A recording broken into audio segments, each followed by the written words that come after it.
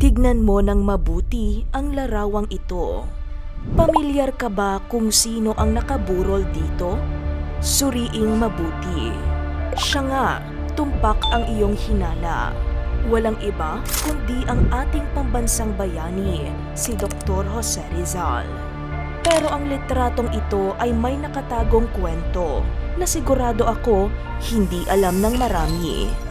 Ngunit bago tayo magsimula, kung bago ka pa lang dito, huwag kalimutang i-click ang subscribe button at i-on ang bell icon para updated ka sa mga bagong videos na punong-puno ng kaalaman. Salamat agad at welcome ka dito, new subscriber. Bago natin talakayin ang misteryong litrato sa burol ni Dr. Jose Rizal, ating balikan saglit ang buhay ng ating bayani. Si Dr. Jose Rizal o Jose Protasio Rizal Mercado y Alonso Realonda ay hindi lang basta isang manunulat. Isa rin siyang henyo, doktor, iskultor at pinuno ng intelektual na revolusyon laban sa mga Kastila. Ang kaniyang mga nobelang Noli Me Tangere at El Filibusterismo ang nagmulat sa maraming Pilipino sa tunay na kalagayan ng bansa sa ilalim ng kolonyalismo. Bata pa lang, nasaksihan na ni Rizal ang kawalang katarungan, lalo na noong 1872 Cavite Mutiny, kung saan binitay ang tatlong paring martir na sina Mariano Gomez, Jose Burgos at Jacinto Zamora, o mas kilala bilang Gomburza. At dahil isa si Rizal sa apektado sa kinahinatnan ng tatlong paring martir, naging inspirasyon niya ito sa pagsulat ng El Filibusterismo na inalay niya sa Gomburza.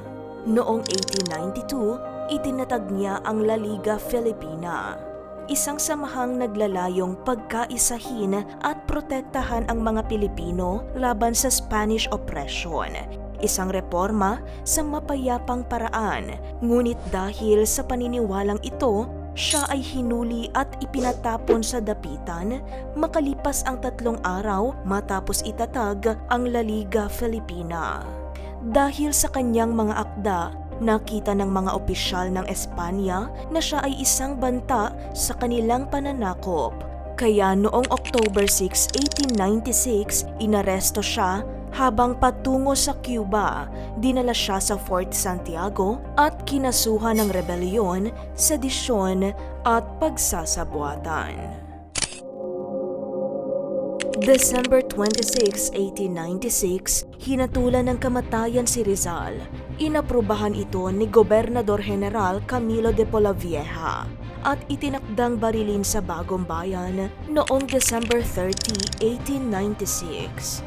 Sa loob ng 25 oras bago ang kanyang public execution, ilang mahalagang pangyayari ang naganap at sinasabing ito na marahil ang isa sa pinakakontrobersyal na mga kaganapan sa talambuhay niya. Noong December 29, 1896, pagsapit ng 6 a.m., isang nagngangalang Captain Rafael Dominguez ang nagbasa ng hatol o death sentence kay Rizal. At sa mga sumunod na oras, dito niya rin naisulat ang kanyang huling tula, ang Mi Ultimo Adios, na tinago niya sa loob ng isang lampara. At noong December 30, 1896, nakita niya sa huling pagkakataon ang kanyang iniibig na si Josephine Bracken. Nang dalhin na ito sa execution site sa Bagong Bayan na kilala ngayon bilang Luneta Park, ayon sa Filipinas Heritage Library, pagtatak ng ika-7 ng umaga, doon na naganap ang pagbaril sa bayaning si Jose Rizal. At sa halip na nakatalikod sa firing squad, pinilit niya umanong lumingon paharap sa kanyang mga executioners. At doon, tuluyan siyang bumulagta na nakaharap sa langit. Isang simbolo ng katapangan at pagmamahal sa bayan. At doon tinapos ng mga bala ang buhay ng 35-year-old patriot. Noong 1949, inilahad ng nagngangalang Hilarion Martinez sa isang artikulo ng The Sunday Times Magazine, isang sikat na newspaper publishing company na founded noong 1821, kung saan ibinahagi niya ang di umano personal na karanasan sa naging pagpaslang kay Gat Jose Rizal. Si Martinez ay isang miyembro ng Leales Voluntarios de Manila at bahagi ng Drum Corps na naroon mismo sa execution site. Kalat na sa internet ang naging pahayag nito na pinamagatang I Saw Rizal Die, kung saan nakasaad sa salaysay nito ang ilang mahahalagang detalye mula umano sa execution kay Rizal. Ayon dito, hindi gustong madungisan ng mga sundalong Espanyol ang kanilang kamay sa pagpatay kay Rizal. Kaya pinalinya nila ang di umano 6 na mga Pilipinong sundalo sa harapan ng firing squad habang sila ay nakapwesto sa likod. Kung sakaling tumanggi ang mga Pilipino na bumaril, sila mismo ang babarilin ng mga Espanyol. Walang ideya ang mga sundalo kung sino si Rizal. Binigyan ng utos ang Drum Corps kung saan kasama si Martinez na patunugin ng malakas ang kanilang tambol kung sakaling magsalita si Rizal upang hindi marinig ang kanyang tinig. Nang mabaril, sinikap ni Rizal na bumagsak nang nakaharap sa langit imbes na sa lupa. Ayon kay Martinez, bago pa siya tuluyang bumagsak, nakita pa nila ang kanyang derby hat na lumipad pauna sa kanyang katawan. Matapos ang unang pagputok, lumapit ang military doctor para siguraduhing wala ng buhay si Rizal. Dahil naroon pa rin ang kaniyang pulso, nagbigay ito ng senyales para sa tiro de gracia, ang huling putok na isinagawa sa malapitan. Bilang bahagi ng proseso sa execution, ang mga sundalo ay inutusan daw na lumakad sa tabi ng katawan ni Rizal at tumingin dito. Ayon kay Martinez, hindi niya pinalampas ang pagkakataong ito dahil alam niyang kasaysayan ang nasaksihan niya sa harap ng kaniyang mga mata. Bukod sa kwento sa larawan ng burol ni Rizal, ay may kakaiba ring detalye sa huling sandali ni Rizal na hindi alam ng marami. Nakita mo na ba? Kung pagmamasdang mabuti ang litratong ito, hindi siya mapapansin sa unang tingin. Pero sino ang mag-aakala na may isang aso na witness sa huling sandali ng ating pambansang bayani? Ayon kay Martinez, lumapit ang aso sa walang buhay na katawan ni Rizal.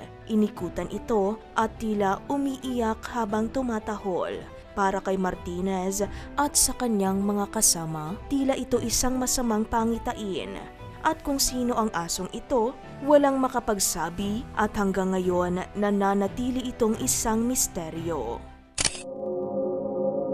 Alam natin na ang Luneta o Rizal Park sa Maynila ang huling himlayan ng ating pambansang bayani. Pero bago siya mailibing dito, alam mo bang hindi agad ito nabigyan ng disenteng burol at itinago muna ang kaniyang bangkay sa lihim na libingan?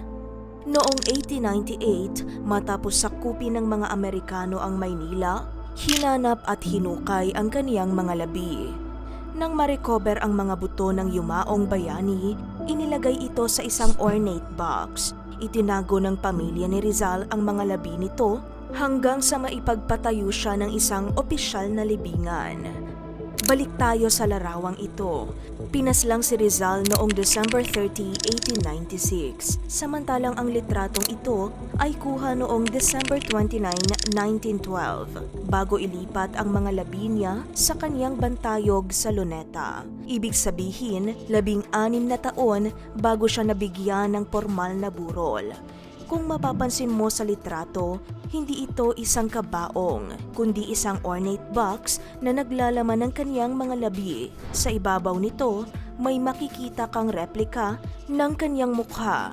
At sa ibaba, isang tatsulok na sumisimbolo sa Freemasonry dahil si Jose Rizal ay isang miyembro ng Mason.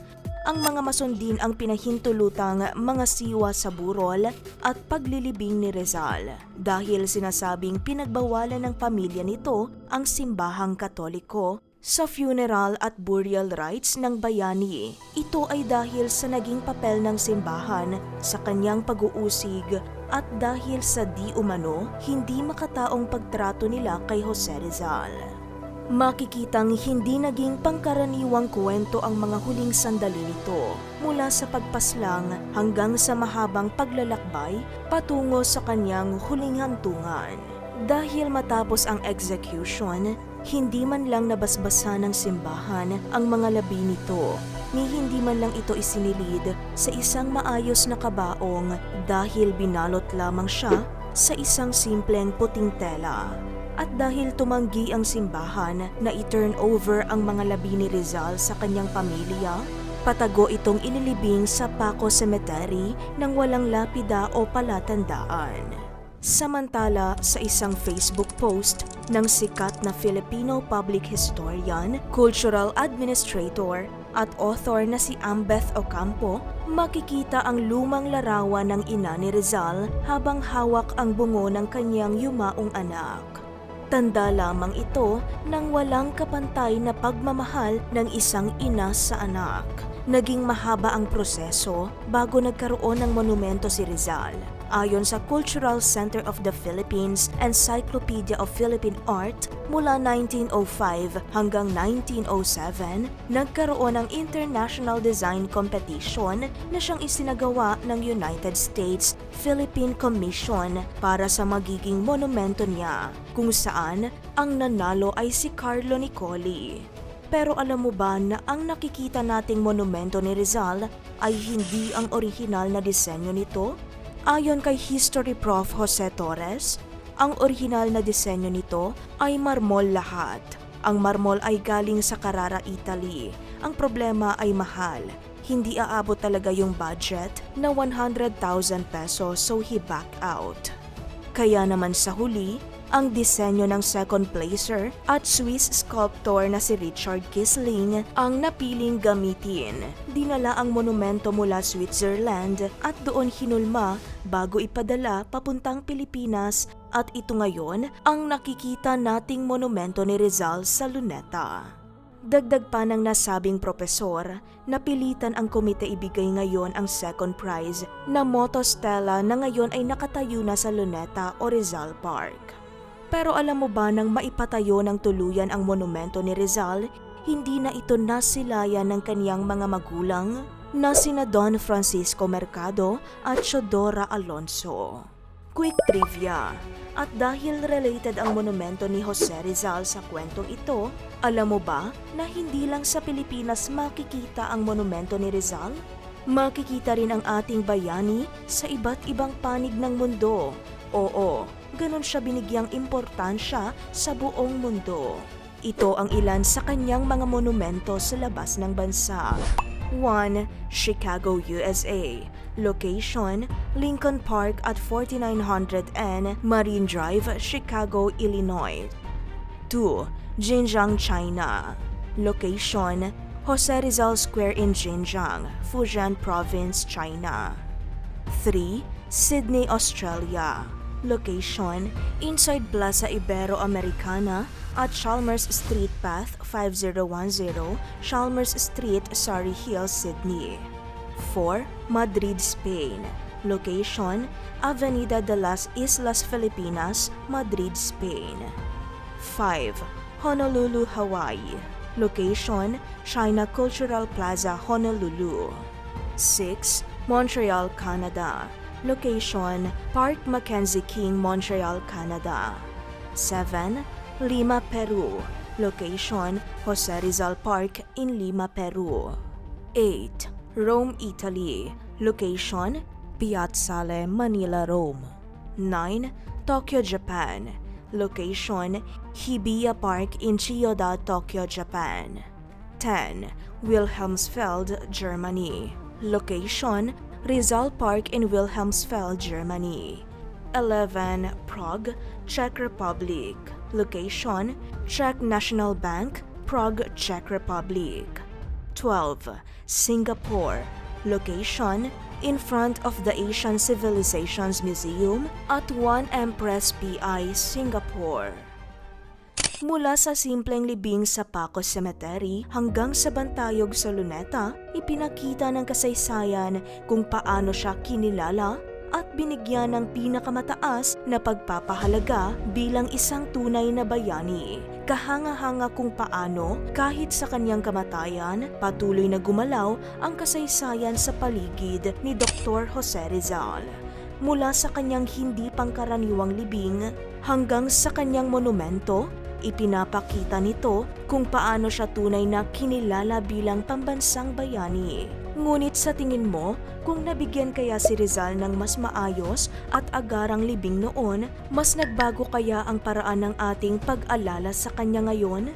Ibang disenyo kaya ng monumento na magagawa? Ibahagi ang iyong opinyon sa comment section. Kung nagustuhan mo ang ganitong klase ng video, huwag kalimutang i-like at i-share ito sa iba para mas marami pa ang mamangha at magkaroon ng kaalaman. I-comment mo rin sa ibaba kung ano ang thoughts mo tungkol sa topic na ito. Maging kung may karagdagan kayong impormasyon o kaya naman ay may nais kang isuggest na topic. Kung gusto mo pang matuto ng ganitong informative content, make sure na nakasubscribe ka na sa channel na to. I-click na rin ang bell icon para lagi kang updated sa mga bagong upload natin. At dyan na muna nagtatapos ang ating video. Hanggang sa susunod nating talakayan. Stay informed and stay curious. Salamat sa panonood, ka PH Headlines.